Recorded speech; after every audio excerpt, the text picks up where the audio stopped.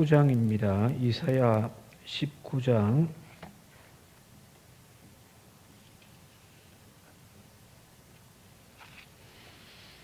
23절부터 25절까지 한 목소리로 함께 읽겠습니다. 시작. 그날에 애굽에서 아수르로 통하는 대로가 있어 아수르 사람은 애굽으로 가겠고 애굽 사람은 아수르로 갈 것이며 애굽 사람이 아수르 사람과 함께 경배하리라. 그날에 이스라엘이 애굽 및 아수르와 더불어 복이 되리니 이는 만군의 여호와께서 복 주시며 이르시되 내 백성 애굽이여 내 손으로 지은 아수르여 나의 기업 이스라엘이여 복이 있을지어다 하실 것임이라. 아멘. 요즘에 그 국제 뉴스 중에 미얀마가 제일 지금 핫하게 이슈가 되고 있습니다만 또 한 가지가 지금 세계의 화약고라고 일컬어지는 저 중동이 심상치가 않다라는 겁니다. 최근에 이란이 핵 합의를 이제 복원하려고 미국이 일방적으로 이제 깨버렸던 그 합의를 다시금 복원하기 위해서 이제 여러 가지 이제 지금 진행을 하고 있는 상황인데, 이 이란에 있는 핵 시설이 공격을 당해가지고 폭발을 해버렸단 말이에요. 자국 안에서 외국의 어떤 세력에 의해서 이렇게 폭파가 되어졌고 폭탄이 터져가지고 핵 시설이 지금 마비가 되어져 버렸습니다. 이란에서는 이 나탄즈 핵 시설에서 발생한 이 폭발이 바로 이스라엘의 공격이다라고 규정을 하고 지금 대대적으로 복수하겠다라고 하는 거예요. 전에도 자국의 총리인가 아마 정확하게 기억이 잘 안 납니다만은 차를 타고 가다가 테러를 당했거든요. 그때도 이스라엘이었다라고 이야기를 하니까. 자, 이 중동 지역이라는 것이 20세기 들어오면서 말 그대로 유대인들과 무슬림들의 이 아랍 민족들 국가들과 갈등이 심했던 곳이 바로 중동 아닙니까? 그래서 수차례 전쟁도 일어나기도 했고 그 갈등의 고리에 아직까지도 계속 유지되어 있어서 언제든지 폭발할 수 있는 그런 화라산 같은 곳이 바로 중동이란 말이에요. 자, 이런 땅에 지금 오늘 여기 이사야 선지자는 뭐라고 이야기하냐면은 이곳에 바로 오늘 이야기하는 예루살렘이라고 하는 그 도시 이름이 평화의 도시거든요. 샬롬의 도시란 말이에요. 그게 예루살렘이란 말이에요. 근데 평화롭지가 않잖아요, 그죠? 그런데 여기 오늘 이사야는 뭐라고 이야기하냐면은 23절에 다시 한번 같이 읽어볼게요. 시작. 그날에 애굽에서 아수르로 통하는 대로가 있어 아수르 사람은 애굽으로 가겠고 애굽 사람은 아수르로 갈 것이며 애굽 사람이 아수르 사람과 함께 경배하리라. 자, 이 이사야 시대에 고대 근동에 두 강력한 두 나라가 있다고 한다면 바로 그것은 북쪽에 신흥 강대국인 아시리아가 있고요. 남쪽에는 이 지역, 남쪽 이 팔레스타인 지역을 또 시리아까지 관장하고 영향력을 행사했던 애굽이라고 하는 나라가 건재해 있었단 말이에요. 물론 이제 옛날에 비하면 많이 쇠약해졌지만 오랜 세월 이 지역의 맹주로 자리하고 있던 이 애굽과 신흥 강대국으로 부상하고 있는 이 아시리아가 서로 큰 제국을 꿈꾸면서 언제든지 그 땅을 넓혀가겠다라고 하는 야망을 품고 있단 말이에요. 그래서 애굽은 항상 북진 정책을 펴요. 여러분들 애굽이 그 아프리카의 오른쪽 위에 있다는 사실을 알고 있잖아요, 그죠? 밑으로 가봤자 사막이고 하니까 갈 필요도 없어요. 왜 그 로마 제국이 지중해 이를 삥 둘러가지고 거의 대부분의 나라를 다 점령했지만 아프리카 저 아래쪽은 안 가잖아요, 그죠? 왜 안 가냐면 가도 소용이 없단 말이에요. 밀림이고 막 사막이고 하니까 아예 안 가버린 거죠. 자, 그러면 애굽은 자연스럽게 북진할 수밖에 없습니다. 위로 올라가야 된단 말이에요. 반면에 신흥 강대국이었던 이 아시리아는 남진합니다. 남쪽으로 이제 이렇게 내려오는 거예요. 그러면서 자연스럽게 이 두 세력이 이제 충돌할 수밖에 없단 말이에요. 그런데 이 길목이 어디냐면 바로 여기 나와 있는 팔레스타인 땅, 하나님께서 이스라엘 백성들에게 주었던 그 가나안 땅입니다. 그래서 이 두 세력이 항상 자신들의 세력을 유지하기 위하여, 특히 이제 저기 북쪽에 아시리아든지 바벨론이 세력을 확장하면서 남진 정책을 펴면서 항상 애굽을 치기 위하여 내려가다가 이스라엘을 치게 되어지는 거예요. 그래서 전쟁터가 이스라엘 땅이 되어질 수밖에 없었습니다. 여러분 잘 아시는 대로 전에도 한번 말씀드렸습니다만은 요한계시록에 나와 있는 아마겟돈 전쟁, 마지막 때에 말세의 큰 전쟁이 이제 하늘 군대와 땅의 군대가 이제 충돌하는 그 아마겟돈 전쟁이 바로 그 이름 자체가 히브리 말에 이스라엘 땅의 갈릴리 조금 내려오면은 거기에 넓은 이스라엘 평야 지대가 나옵니다. 거기는 그냥 평지예요. 넓은 평지입니다. 무깃도라고 하는 도시가 저기 있습니다. 저 무깃도에 정관사 하를 붙여가지고 무깃도. 저 지역에서 항상 전쟁이 일어났던 곳이거든요. 왜? 전쟁하기 딱 좋단 말이에요. 옛날 저 때는 뭐 마병을 끌고 뭐 많은 10만 명 가까운 군사들이 모여가지고 막 한꺼번에 막 팍 부딪히는 전쟁을 해야 되니까 넓은 공터가 필요하단 말이에요. 그죠? 딱 저 지역이 좋단 말이에요. 자, 그래서 그 무깃도 이 지역을 전쟁터라고 비유할 때에 아마겟돈이나 바로 저 지역이라는 거예요. 자, 이런 어떤 지리적인 여건을 가지고 있는 이 애굽 땅, 두 큰 세력이 항상 부딪혀서 그 길목에 있던 올라가는 길에도 이스라엘이 있고 내려오는 길에도 이스라엘이 위치를 하고 있는 거죠. 이 길밖에 없어요, 거의. 그러면서 그 큰 나라들의 틈바구니 끼어가지고 전쟁을 할 수밖에 없는 그런 땅이 바로 여기 이스라엘 땅이었다고 한다면은 오늘 우리의 한반도의 상황도 비슷하다라는 거예요. 마치 허리 잘린 이 땅의 한반도가 주변 강대국의 세력 확장의 관문이 되어지잖아요. 그죠? 조선시대 때 가장 큰 전쟁 두 개가 있었다면 하나는 임진왜란이고 하나는 병자호란일 건데 임진왜란이 일어나면서 일본이 조선에게 요청한 것이 무엇이냐면은 명을 치러 올라가니 길을 터라는 거잖아요. 그죠? 너희들하고 전쟁할 건 아니다. 우리 이제 저 대륙에 있는 명나라를 치러 가는 길이니 쓰잘데기 없이 이렇게 방해하지 말고 길을 터라는 거예요. 배 타고 그냥 중국으로 가면 됐겠는데 괜히 올라와가지고 그죠? 길목이에요, 길목. 오늘날도 마찬가지입니다. 현대에도 거대한 주변 강대국들의 한반도를 둘러싼 이 두 큰 세력들이 지금 충돌하고 있단 말이에요. 1950년대에는 바로 그 강대국들의 세력이 충돌하여 한국 전쟁이 이 땅 가운데서 일어났었고요. 그 상처와 아픔이 지금까지도 70년이 지났지만 그 상흔이 아직까지 남아있잖아요. 그죠?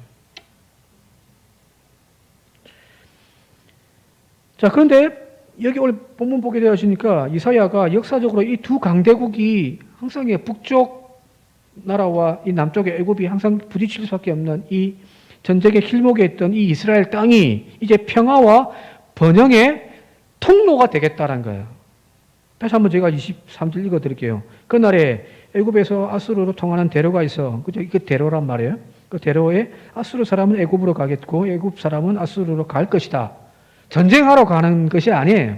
여기 보니까 마지막에 애굽 사람이 아수르 사람과 함께 경배하리라. 누굴 경배할까요? 하나님을 경배한단 말이에요. 여기 선지자는 지금 세계주의적이고 평화주의적인 비전을 지금 펼치고 있는 거예요. 그죠?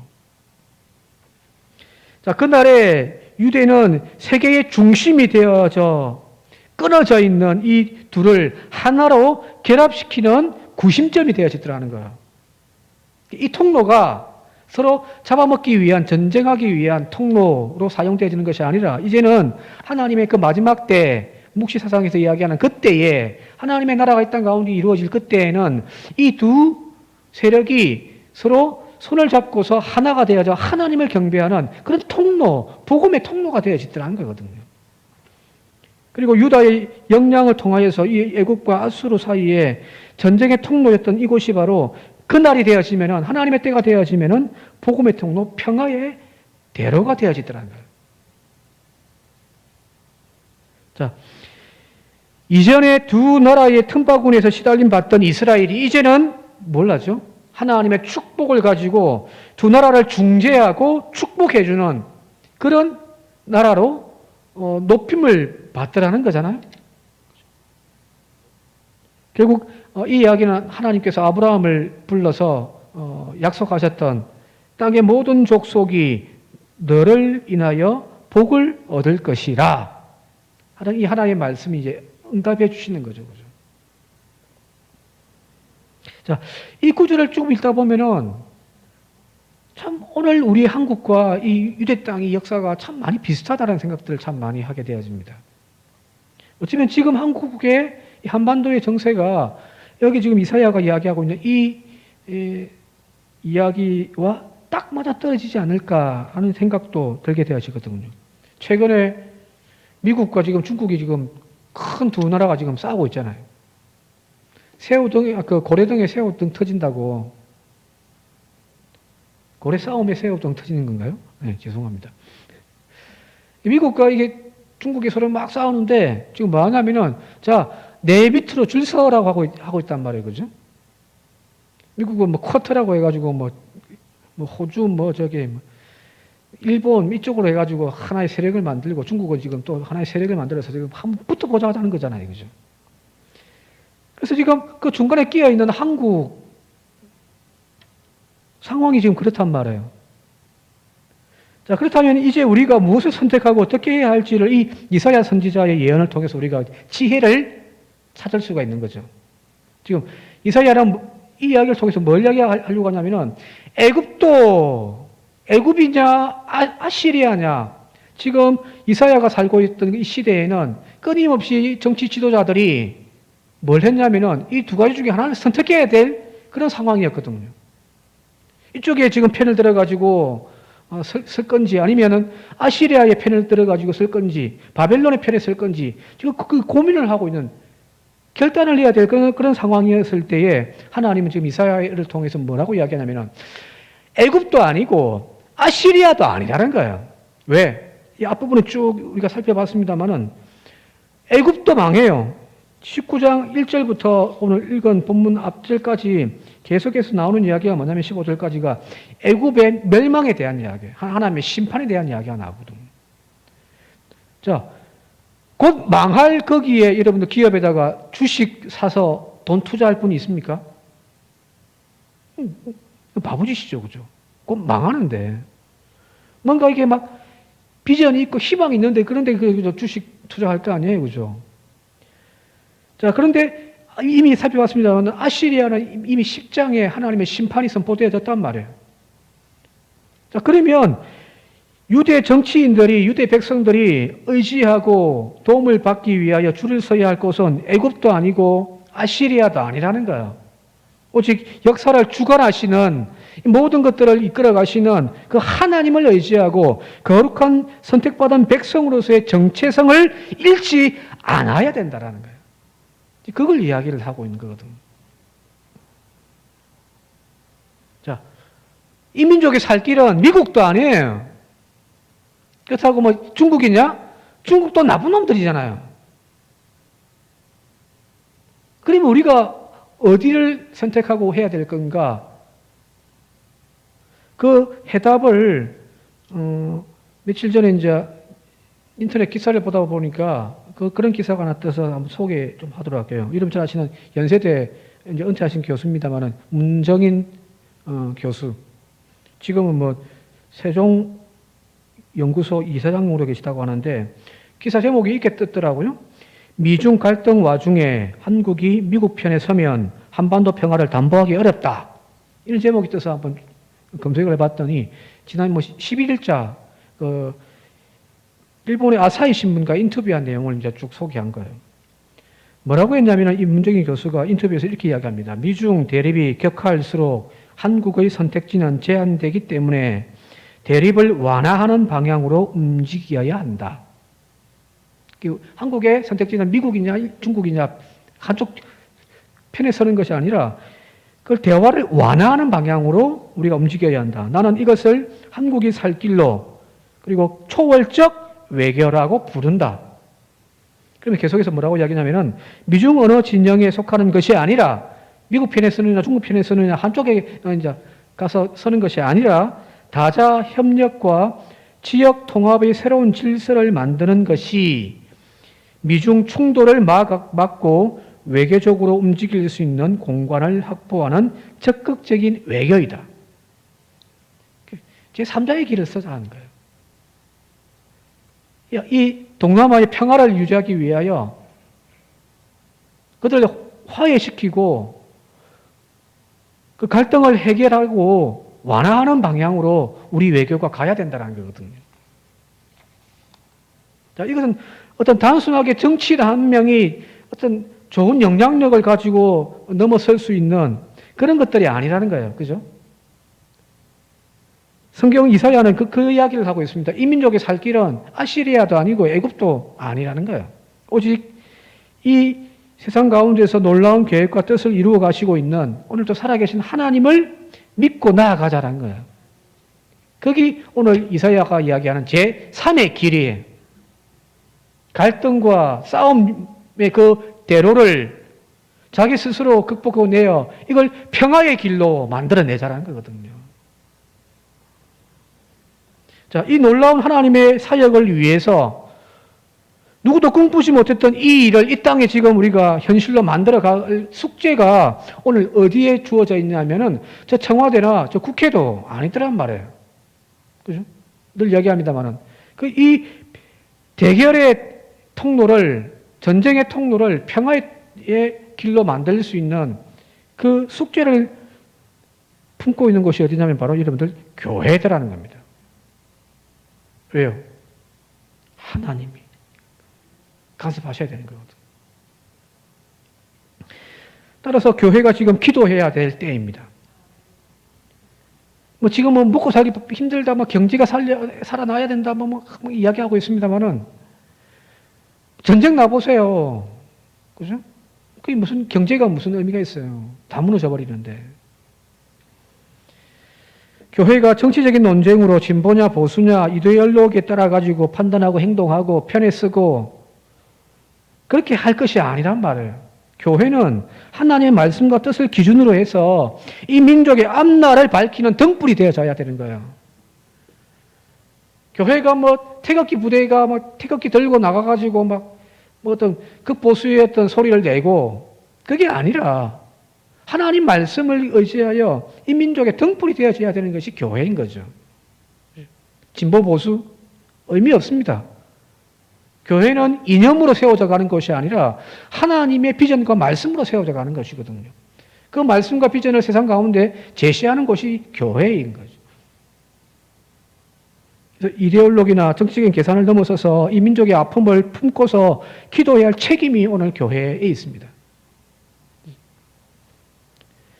그 깨어있고 또 하늘의 지혜를 품고 있는 이 교회를 통해서 이 민족은 미국과 중국을 하나로 품어내고 충돌을 막아내고 통합해가는 역할을 감당할 수 있지 않겠냐는 거예요.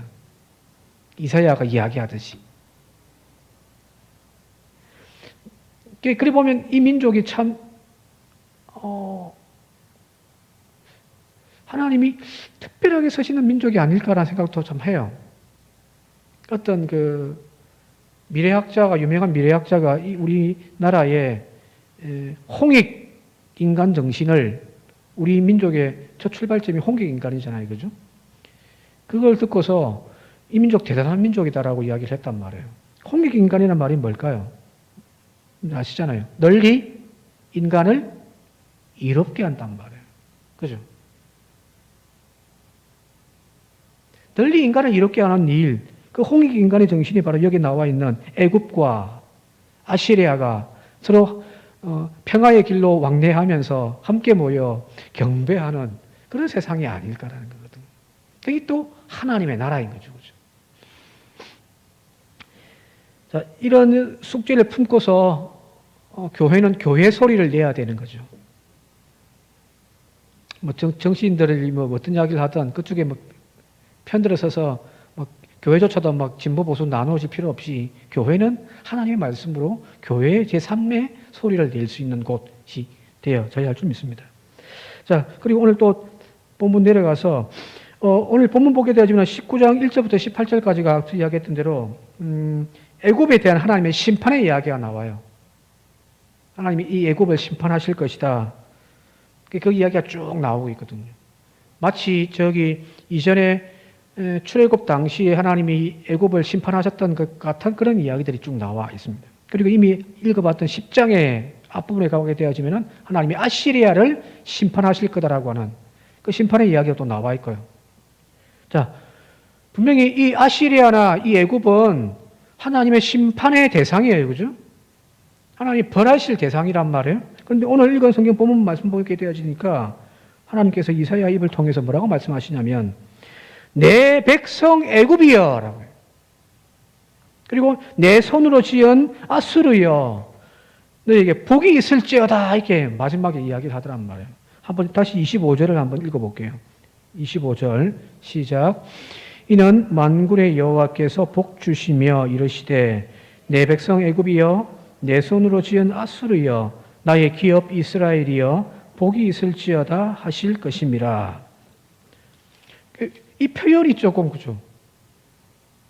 막 조금 전에 막 때린다 죽여버린다 막 그 이야기 하다가 갑자기 아이고 니 새끼 하는 이런 이야기란 말이에요. 근데 그렇게 하는 것도 이상한데 문제는 내 기업 나의 소유 이스라엘이여라고 하는 말은 다른 성경에도 수없이 등장을 하는데 여기 나와 있는 내 백성 애굽이여 내 손으로 지은 이 아수르여 이 표현은 참 어찌 보면 좀 낯설단 말이에요.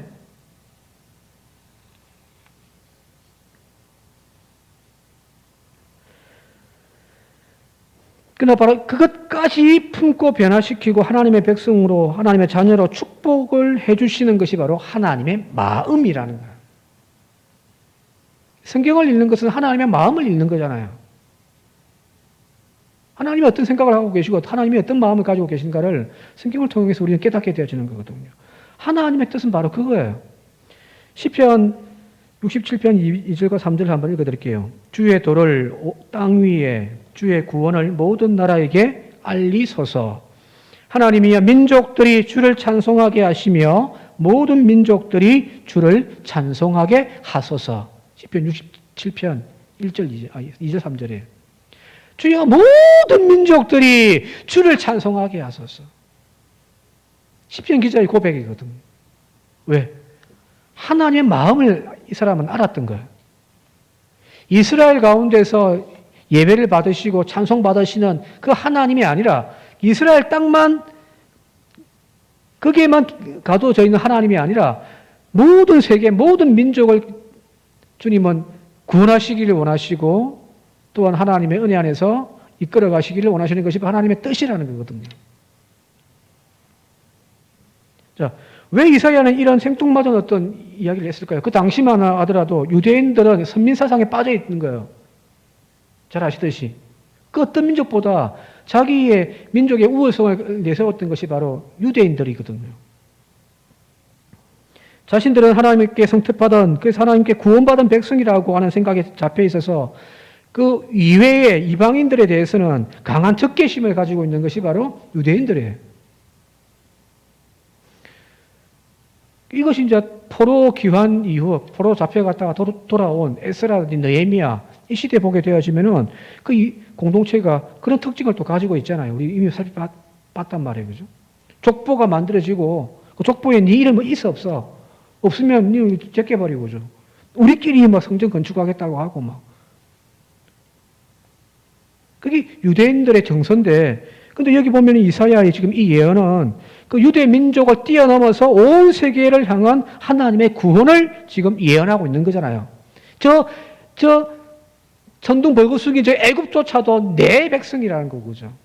저 심판받아가지고 저 망할 놈의 자식, 저놈도 아시리아도 내 백성이고 내 소유고 내 손으로 지은 놈인, 그렇게 지금 말씀하시면서 그들을 구원하시고 축복해 주시겠다라는 거잖아요. 이게 하나님. 요한복음 3장 16절 너무 잘 알고 있는 말씀을 한번 함께 읽겠습니다. 시작.